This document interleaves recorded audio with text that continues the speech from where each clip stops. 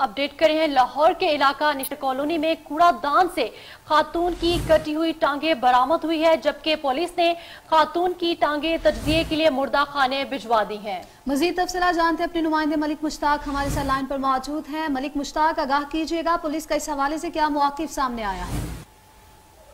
जी बिल्कुल, ये थाना नीतर कॉलोनी का वाकया है कि आज सुबह जो सिटी के मुलाजिम थे वो अपना कूड़ा उठाने के लिए जब पहुंचे तो कूड़ा उठाते वक्त दो कटी हुई टांगे उन्हें कूड़ादान से मिली, जिन्हें उठाने के बाद उन्होंने मुतलका थाने को इतला दी और थाने के लोग वहां पर पहुंचे।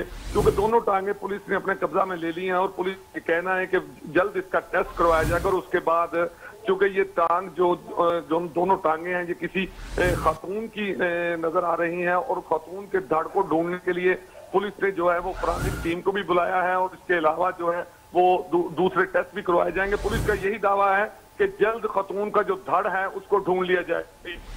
मलिक मुश्ताक, ये बताइएगा कि अभी तक बताया गया है कि ये टांगे जो हैं वो कितने दिन पुरानी बताई जा रही हैं?